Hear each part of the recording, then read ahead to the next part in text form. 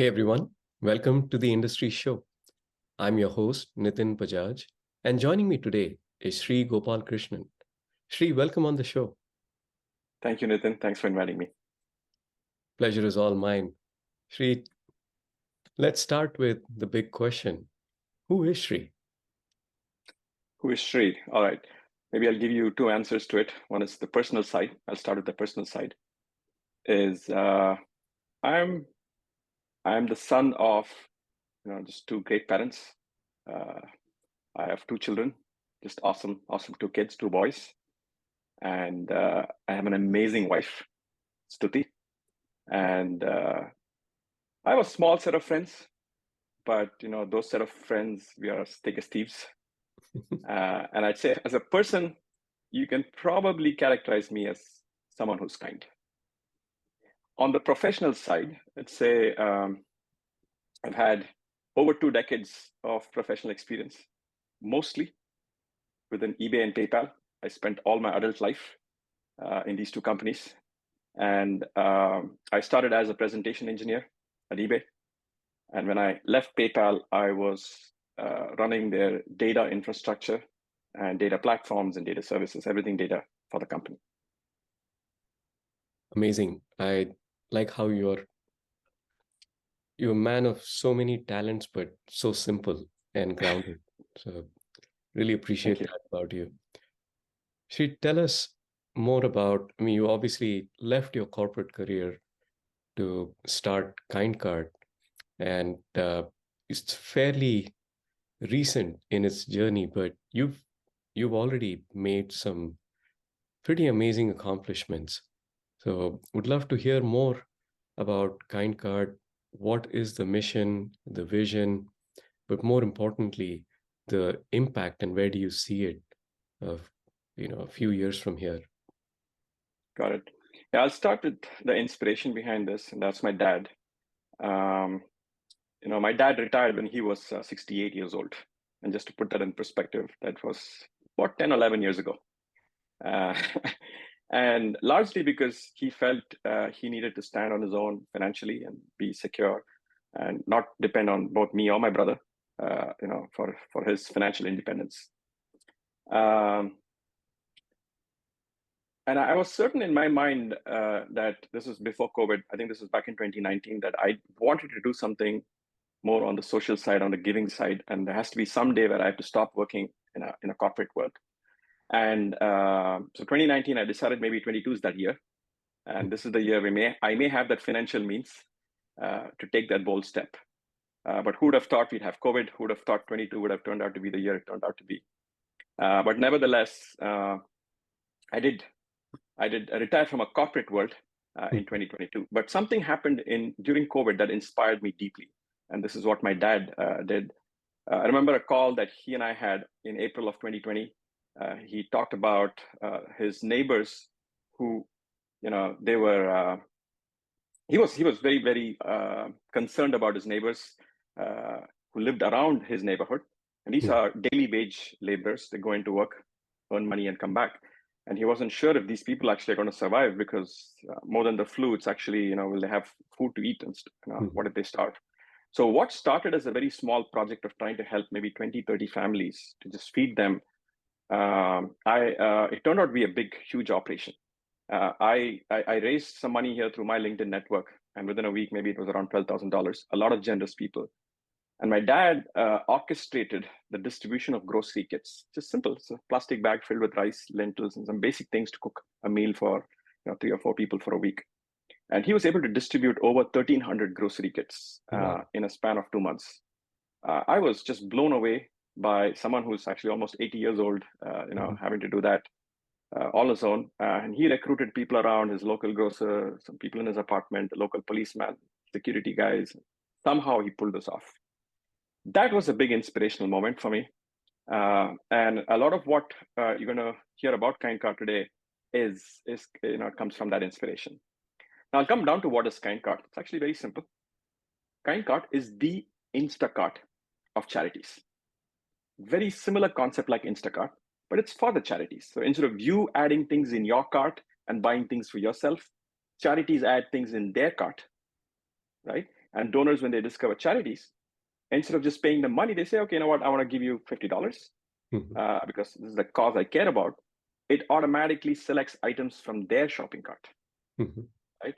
The donor pays, items get delivered to the charity, and donors get a feedback for proof of delivery of what was delivered. It's a very simple concept, and it came from this experience that my dad and I had during COVID, and how we were helping people without a platform. A very similar concept. My dad I was giving him money and he was distributing goods. I said, hey, what if I just decided to automate this and use the background that I have of my commerce experience and my payments experience, and do something that's more useful in this world. Again, I love the simplicity behind, but also the power and the impact of what you built, and closing that loop by providing that feedback of, hey, this is what your donation provided for, and having those pictures from the recipients. That's amazing. That's genius. So congratulations on building what you have, and in such a short time, right? So That is right. That's the amazing thing about clarity, and how you can bring something to fruition, to life, at such rapid speed. And sorry, I didn't want to interrupt you, but I had there was just one other thing I wanted to add. Was in terms of values, there were 5 things that I wanted to solve for. And again, it's just through personal experience that we've had in our lives, right? And the very first one was that actually it's very important to do transparency than just say transparency, right? You should know where your money goes when you donate as a donor. I've always felt this at the times when I have donated. It's not that I don't trust the other people, right? But there is always a subconscious thought in you. And that's partly what I wanted to solve. So is there a way for us to actually tell the donor where the money was spent, where your money goes, right? So that was value number 1. Value 2 was, it's about, actually, is your money in its entirety being used for the purpose you wanted it to be used? So 100% of your donations should go directly to the person you intended it to. No tips, no surcharges, no hidden fees, none of that stuff. So what can you do? And how do you have a business model where you can sustain and yet have 100% of the donor's donation go directly? That was my second value. My third value was around what you talked about, that personalized feedback, right? You give your money, it's a transaction, it's a commitment, it's done. But can you get a little bit more feedback, right? That makes an emotional connection between what you intended to do and who received the item, right? That was the third value. And the fourth was, and I feel very sorry to say this, but unfortunately, tragedy is the best marketing event for a giving platform, right? And you've just seen over the years, and even in fact happening right now, all the terrible things that happen in this world. And yes, people will come out with their open wallets and come and help, but during peacetime, people still need help. And I said, what is it that I can do to help people during peacetime versus wartime? That's the fourth value. So anything that we build with KindCard should actually be sustainable during peacetime and not just for wartime. And finally, the fifth one is, it's about serving the underrepresented, people who do not stand a chance, do not know how to make themselves visible. There are a lot of people trying to do good things, right? But there are a lot more who are doing good things but don't get the visibility and need help. And if we do a good job in KindCard, we should be able to solve for these 5 specific values. Again, I love that clarity, because it removes any conflict, any confusion. You know exactly where you want to go, and you're not going to compromise on any of those other things. And I also love that one of those things is on your t-shirt. So it's out there for people to see. And I can show it to you. yeah, It says, give in kind and know where your money goes. That's amazing. And I remember you said the only money that was spent was on printing these t-shirts, which is next to nothing. So that's amazing. Sri, tell me about, as you go out and solve for a lot of these world's problems that exists even on a normal or a good day, what's the one big challenge you're facing? So I'd say, given where we are, and we're just brand new, like you said, we started to write code in January of this year. By June of this year, we had a pilot running, and just 3 or 4 of us were writing code. And August, we said, okay, we fixed all the bugs. Let's release this product. It's a functional product, not a marketable product yet, Mm-hmm. right? So I'd say the first challenge that lies ahead of us is making it marketable, making it more brand aware, so that donors will now come onto the platform because they recognize KindCart is the right kind of platform where their money goes a much longer way towards causes that they care about, right? So I'd say right now, that's my biggest challenge is donor distribution versus donor acquisition. It's getting KindCart in the hands and hearts of people, Mm-hmm. so that they can actually help these folks who are who are underserved. Hey, you're what 1 month into a product that's put out in market, and here we are. So that's pretty amazing. Uh, in terms of, or I would say on the flip side of challenges come opportunities, what's the most exciting one for you? The most exciting one is that we've just got invited to 3 corporate events this year. One at my favorite place, PayPal. Mm-hmm. So the PayPal Diwali event is on November 8th, and they've invited me and the KindCart team to come and host a booth. Mm-hmm. And I expect to see a lot of my friends there, and a lot of them being generous and using KindCart. And we'll have pay with PayPal ready by then. So you can actually use PayPal and pay. The second one is at Google, and the third one is at Visa. So I'm so excited and so thankful that I got an opportunity to raise awareness amongst employees. And thank you to these corporates for inviting KindCart and just hosting a booth there. That's pretty amazing. So congratulations to you and the team, because that's rapid progress. You're there, like all of this happening within the first 12 months of you sitting down and starting to write code. That's Yeah, pretty impressive. So congratulations. thank you. I'd love to take this moment, Sri, and look back in the rearview mirror and pull out two incidents or instances. Uh, One in which things did not work out as you had expected. It was failure became a lesson. And on the other side, something that blew your own expectations and became a success beyond your imagination. I'd love for you to share an example of both these scenarios. Yeah, no, absolutely. I'll maybe give you one personal experience and a Sure. professional experience. And on the personal side, see, I've always looked up to my parents for all the values that they've taught me. And at the time when this incident happened, I probably didn't realize this. Um, but it probably was 10 years later or 20 years later when I realized what of this particular incident I'm about to share. I may have been 10 or 11 years old. Um, and what I'm about to say, that incident is basically, the value is, if you have good news to share it right away. Mm-hmm. If you have bad news to share, take a moment, pause, think about it. Do you have all the information accurately? And say it in a way that you represent the truth properly. Right? It's a very simple value. Of course, my parents didn't teach it to me this way, but a particular instance in my life kind of taught that lesson in me. And I see so many times in my life where I have to employ this. I'll give you this example. Must have been 10, 11. I don't remember exactly how old I was. We were living in an apartment. Maybe a lot of these stray dogs around our apartment. And there was one dog which gave birth to a litter of puppies. Very cute puppies. Used to play around with these puppies quite a bit.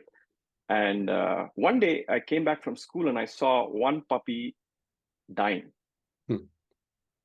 And another puppy, a slightly bigger one, a larger one, was, I wouldn't say attacking it, but I felt as a child that it was attacking it. And in my mind, I concluded that one puppy killed the other one. Mm-hmm.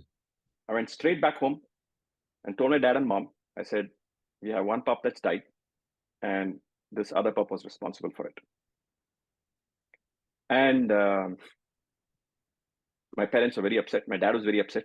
He actually believed me, took my thing, and he didn't feed the other dog for a few days. And my dad loves dogs, just loves dogs. He didn't feed the other dog. He was very upset that this puppy died. I think a few days later, he found out that actually that other pup was run over by some motor vehicle, and that's why it died. And this other one was just so he felt terrible. He felt really sorry that he made the other dog starve because of information that I gave, that he believed on face value, right? Of course, I must have got spanked for it. But at that time, maybe I didn't even realize how important it is. But so many times in my personal and professional life, I've come to realize that when you have something that you're going to say that's not good, do you have all the necessary information, that's true to it or not? Super important lesson to me. That was on my personal side. Yeah, I agree. It's extremely important because you may have an impact on someone's life, career, and so many other aspects. And it's, if nothing else, it's your responsibility to make sure what you're conveying, you believe in it. Absolutely. Yeah. The other example is on my professional side, it was an absolute stroke of luck, is what I would say, more than anything else. But this was a time, this was recent actually at PayPal. We were moving into cloud. So I was responsible for all the transactional analytical data in the company. And we had a massive program for moving our analytical workload onto cloud. At that point in time, our data infrastructure, our data needs were growing in 100% year over year. The demand for data was very, very high. So, okay, we should move to cloud. We have tried attempting to move into cloud several times on the data side. It's very, very difficult. But there was one particular activity that happened right around the time COVID hit, is the need for security or securing your infrastructure, your environments, your tools, just dramatically increased. So think of this.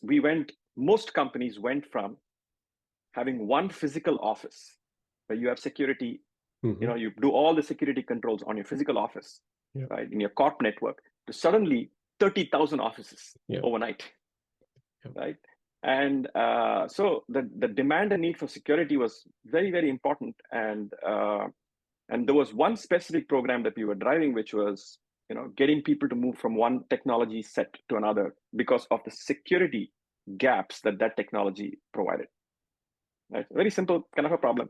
But because its security got the whole company's attention, and we moved over 5,000 employees operating on one tool set to a completely brand new tool set in about 4 to 5 months. Wow. It's very, very difficult. Think of it. People have been using this technology for decades. This is how they make their livelihood. If I'm a SQL engineer, an analyst, I use a particular tool, and suddenly you're telling me I can't use this, use something else, right? So having to train them, and it was nightmare. It was difficult, right? But an unintended consequence at that time for most people, I knew it, my boss knew it, and a few of us knew it, is this was the path to getting everyone onto cloud like that. Once you get everyone down into using one thing, now I can change, I move them into the house. Now I can change the foundation. Nobody would even know. Correct. So that I'm very, very proud of what we did. That actually got us to do, move one of our largest analytical infrastructures onto cloud. Something that we were the first companies of that scale and size to have done at Google. So very, very proud of that accomplishment. You should be. And, you're very humble to say luck had a role to play in it. Well, maybe there was a bit of a timing impact, but you were ready already. And you just knew that you can move this along. So kudos to you for kind of catching that and being prepared to leverage that opportunity. So thank you. Yeah, those are massive numbers. Like, having done change management myself, I know change is never easy, and especially for people who are experts in their domains and fields and have been doing something the same way for decades, to be able to get them to change, it's impossible. Yeah. That's Oh, awesome. yeah, it is. Transformation. That's why transformations are tough. It's easy to build something new, like what I'm doing, but to change something on the ground, oh So my. true. Shri, that brings us, some of those lessons bring us to my favorite part of the show, which we call the one-line life lessons. I'd love to hear your one-line life lessons. All right, I got 5 for you, since you asked Awesome. me to be prepared for 5. Sure. This first one that I saw was, this was my piano teacher for my kids. We used to take my kids to learn piano at her place, and she had this written on a board, which to this day, I found it extremely inspiring. Is perfect practice makes you perfect. Very simple, but it resonated with me, and since then, I've kind of held on to it. So that's one. A second one is something that I read many years ago, and I don't know how important this is. Is when you fail to prepare, you prepare to fail. I think you would have heard this. Many people would have heard this. It's not something I made up, but I thought it was an interesting one. And I'm also the kind of person who I give attention to preparation, because it is important. My third one is something that I recently now acquired, some knowledge that I acquired recently around volunteering, and I realize many a times when you say many people want to volunteer, right? That's they feel it, they want to do it, but a response that you would often hear is, I don't have the time, right? So actually, what I've come to realize is when you volunteer, don't ask yourself if you have the time or not. Ask yourself if you have the heart. If you have the heart, you'll find the time. Right. So that's my third one. My fourth one is kind of related to it. Is don't just prioritize your schedule. It's more important to schedule your priorities, and that's how you find time. Right. That is my fourth. Actually, this one is important to me. I value others' time more importantly than mine. So, and I had learned this somewhere that on the movie sets, you're from LA. On the movie sets, if you are early, you're on time. If you're on time, you're late, and if you're late, you're fired. Right. So, other times are important. So, be respectful of it. And finally, talking about respect, my last one, and this is a very important one, is respect is a very core value that I cherish. Um, owed respect. Owed respect is universal. Just the fact that we're all human beings, right? Is we're all deserved owed respect. Hmm. But earned respect is a function of the value that we bring into this world, and it's meritocratic, right? Sometimes people get that mixed up. I used to get that mixed up many years ago, and I realized that everyone deserves to be respected. Right? Don't respect someone just for the knowledge they have or what they've contributed. Everyone and everyone deserves that owed respect. So those are my 5 I love one-liners. them. So much depth, but again, so much clarity there. And a couple of those you mentioned are my personal favorites, and especially around managing priorities and time, and being respectful of others and their time. So, Shri, thank you so much for sharing your one-line life lessons, your journey, and your story. Congratulations again on Kind Cart and how speedily you've brought it to life. And I can only see it continuing to get more and more success, bring more donors, bring more beneficiaries onto the platform, and wish you really good luck and success. And would love to bring you back on in a few months and share more of your success stories. Of course. Thanks, Nitin, and thanks for giving me this opportunity. Pleasure is all ours, Sri, and congratulations again.